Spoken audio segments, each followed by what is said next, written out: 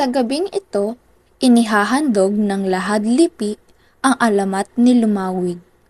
Ang matandang kwentong ito ay mula sa lalawigang bulubundukin o Mountain Province. Nasa Hilagang Luzon ayon sa alamat. Ang bathala ng kalangitan na si Kabunian ay may 3 anak na pawang lalaki. Si Lumawig ang pangalawang anak.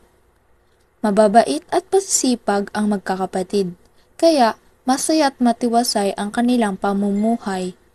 Subalit, kalaunan, Kung ilang araw nang napupuna, kung malungkot at walang imik ang ating kapatid na si Lumawig.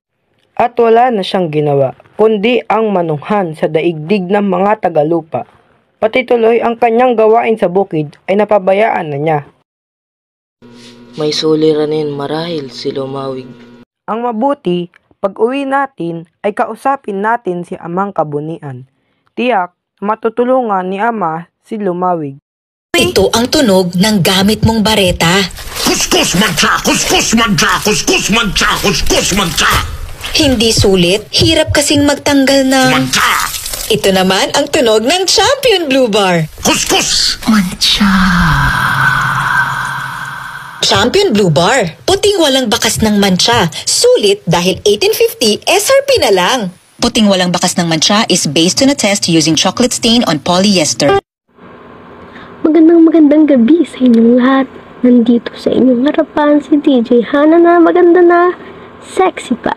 At welcome sa ating tulaang panradyo na tiyak na magbibigay sa inyo ng saya. Dahil dito lang yan sa 8.CIA Radio.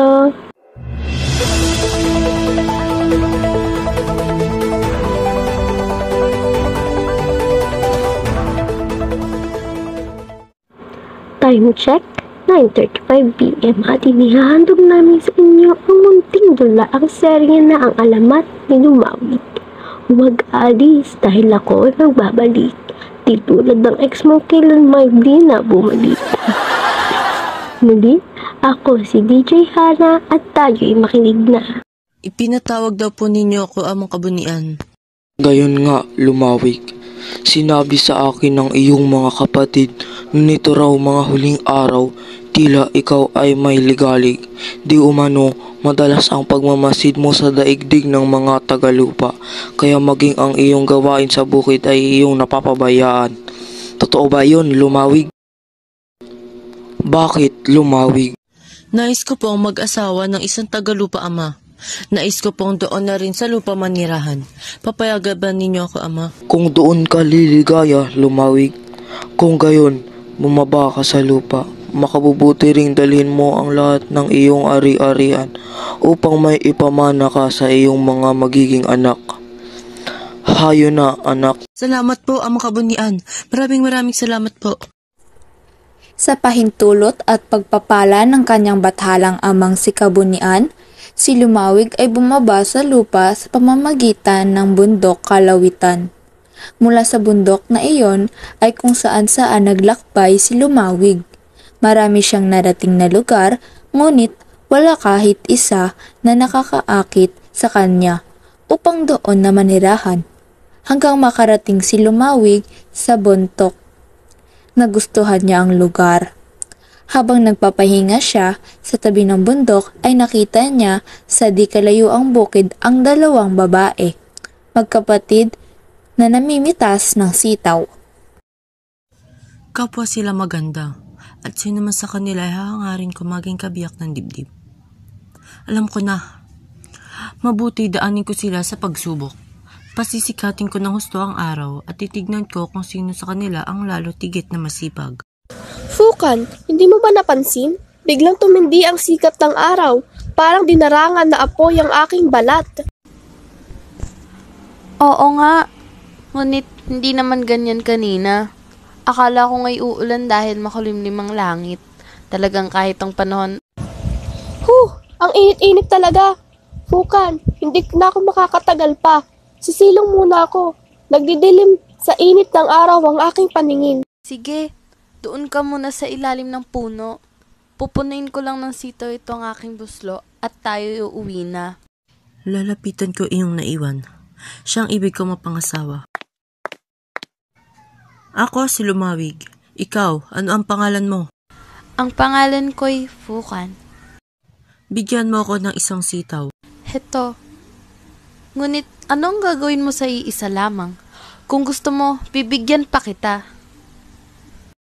Tama na ito. Masdan mo ang gagawin ko. Hihampas ko ang isang sitaw na ito sa iyong busloat. Napuno ng sitaw ang buslo ko. Paano nangyari yun? Hindi yata ako makapaniwala. Hindi mo dapat ipagtaka yun, Fukan. At mula din ngayon, ikaw ay tatawagin sa pangalang Kayapon. Wala kang karapatang palitan ng pangalan ko.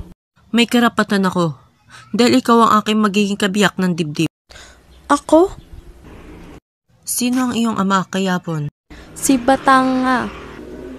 Umuwi na kayo magkapatid. Ipagbigay alam mo sa iyong amang si Batanga ang aking hangaring ikaw ay aking makaisang dibdib. Wala akong tutol na magkaisang dibdib mo, Lumawig, ang aking bunsong anak na si Fukan. Tinanong ko siya at inamin niya na kahit kanina lamang kayo nagkita, nadamanan niya na mahal ka niya. Ama! Oo naman ang sinabi ko, hindi ba, Fukan?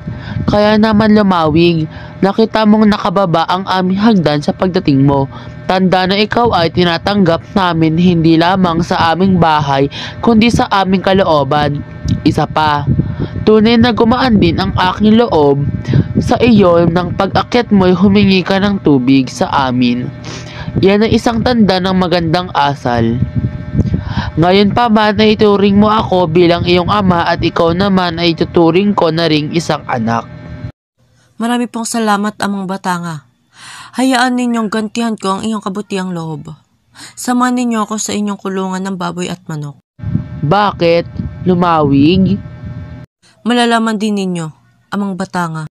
Pakakainin ko ang inyong mga alaga, Amang Batanga. Ngunit kapapakain ko lamang sa kanila, Lumawig. Itong baboy mo na ang uunahin ko. Napuno ng mga baboy ang kulungan ko. Ang dami-dami. Hindi lamang iyan, Amang Batanga. Pakakainin ko naman yun ang mga manok. Pinag-isang dibdib nga sina Lumawig at Fukan. At mula noon, si Fukan ay tinawag na't nakilala sa pangalang Kayapon. Agad naging maunlad ang pamumuhay ng mag-asawa dahil sa angking kapangyarihan ni Lumawig at dahil din sa kasipagan ni Kayapon. Gayunpaman, kinaiinisan si Lumawig ng kanyang bayaw na si Panoy. Kuripot ka, Lumawig. Bakit pa naman nasabi iyon? Dahil marami kang baboy, wala ka namang kinakatay kahit isa. Huwag kang mainip, Panoy. Sa loob lamang ng ilang araw, magdaraos ako ng isang kanyaw. Ang kanyaw ko ang magiging huwaran na iba pang kanyaw na idaraos dito at sa ibang lugar. Tinupad naman ni Lumawig ang kanyang pangako. Iniyayahan niya ang mga kapook malayo man o malapit upang saksihan ang kanyang kanyaw. Nagdatingan namang lahat ang mga iniyayahan. Ngunit sa malaking pagtataka nila, Walang kahit isang baboy nakakatayin. Kaunting katahimikan lamang mga kasama. Sinabi kong sa araw na ito ay magdaraos tayo ng isang kanyaw. Kaya tayo magkakaroon ng isang kanyaw. Huwag kayong mabahala. Ngunit nasaan ang pagkain? Tayo ay magkakatingin na lamang? Malayo pa ang aming pinagmulan at kami nagugutom na. Huwag kayong mag-alala. Kumuha kayo ng 5 malaking palayok at isa lang ninyo kahit walang laman. Eto, 5 palayok ito. Lumawig, isasalang namin kahit walang laman? Kahit walang laman. Napuno ng kanin ang mga palayok. Hindi lang iyan mga kasama. Tingnan ninyo ako. Harap ako sa mundok kalitan at hihiling ako. Bumaba dito sa kinatatayuan ko ang isang kawan ng baboy. Isang kawan ng mga usa. Hindi kayo kundi ang mga baboy tinatawag ko. Magbalik kayo sa pinagmulan ninyo. Bumaba dito ang isang kawan ng baboy.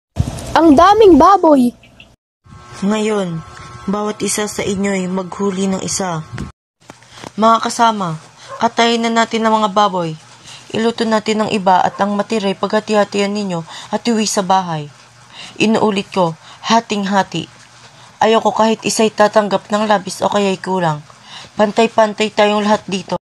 Kay tibay sa labanan ng mga sandanga. Habang nagtatagal, ay lalo silang tumatatag at tumatapang. Marami nang napapatay sa amin. Kailangang umurong kami. Kundi malalagas kaming lahat. Mga kasama, umurong tayo. Umurong na tayo. Sundin natin si Panoy, mga kasama. Paano pa tayo makakaurong sa ganitong kalagayan? Pagod na tayo. Kaya mamatay na kung mamatay. Kung kailangan ninyo ng tubig, ngayon din ay bibigyan ko kayo ng tubig. Tignan ninyo. Sisibatin ko ang batong iyon. Ha? Isang bukal mula sa bato. Tubig, mga kasama. Tubig! Muli kitang paparusahan ngayon, Panoy. Isa kang kaaway kaya. Pinarusahan ni Lumawig si Panoy. Mula ngayon, lagi nating susundin si Lumawig. Mabuhay si Lumawig! Mabuhay! Bukod sa pakikidigma, marami pang itinuro si Lumawig sa mga tagalupa. Tinuruan niya sila ng pangingisda, pangangaso, pagpapanday, pagbiyak ng bato, paggawa ng linang, pagpapatubig sa bukid, paggawa ng buslo, at paghahabi. Itinatag din ni Lumawig ang ato o isang lugar pulungan upang doon matalakay ng mga tao ang kanilang mga pangunahing suliranin sa buhay. Higit sa lahat, tinuruan din sila ni Lumawig ng mga wastong asal at kilos upang sila'y mabuhay ng mapayapa at nagtutulungan. Ipinagbawal din sila ni Lumawig ang pagnanakaw, paninira kapwa, pakikiapid, labis na pagkain at pag-inom, ang katamaran at ang pagyayabang. Sa bandang huli, naisip ni Lumawig na sapat na ang lahat kaya babalik na siya sa kanyang pinagmulan, ang kalangitan. Huwag mo kaming iwan ng mga anak mo, Lumawig. Mahal ka namin. At sino nang titingin sa amin kapag nawala ka? Huwag kang mabahala kay Yapon. Sa pag-alis ko, makakatagpo ka ng bagong asawa, isang balo. Siya ang titingin sa iyo at sa ating dalawang anak. Ayoko, Lumawig. Kung hindi rin lamang ikaw ang makakasama ko, ay ako na lamang mag-isa ang mag-aaruga sa ating mga anak. Huwag ka nang umiyak kay Yapon. Ipabahala mo sa akin ang lahat. Ako ang higit na nakababatid kung ano ang makabubuti sa iyo at sa ating dalawang anak. At tandaan mo ito kay Yapon. Sa iyo ang magandang kapalaran hanggang ikaw ay hindi dumadalo o sumasayaw sa isang kanyaw. Ipangako mo sa akin kay Yapon na hindi mo ako susuwayin. Nangangako ako, Lumawig. Hindi ako dadalo o sasayaw sa isang kanyaw. Nagpunta si Lumawig sa bundok Kalawitan at dooy gumawa siya ng isang malaking kabaong. Pagkatapos ay nagbalik siya sa kaniyang asawa at mga anak at sila'y pinahinga niya sa loob ng kabaong at pagkatapos ay mahigpit niyang tinakpan ang kabaong. Sa ulunan ng kabaong ay naglagay si Lumawig ng isang tandang at sa paanan naman ay naglagay siya ng isang aso. Saka ipinaanod sa ilog ang kabaong. Sa bayang Tinglayan dinala ng mabilis na agos ang kabaong. Ayaw mo buksan, matibay ang pagkakasara. Oh, iyo'y iba naman ang sumubok. Wala, hindi pa rin natin mabuksan. Nagtulong-tulong na tayong lahat ay wala pa rin nangyari. Kaya pala walang katao-tao sa baryo. Nasa tabing ilog kayong lahat. Kay laking kabaong naman yan. Subukan mo ngang buksan. Lubhang napakahigpit ng takip. Tignan ko nga. Hindi ko rin kaya. Teka, susubukan ko ulit. Huwag niyong piliting buksan ng kabaong.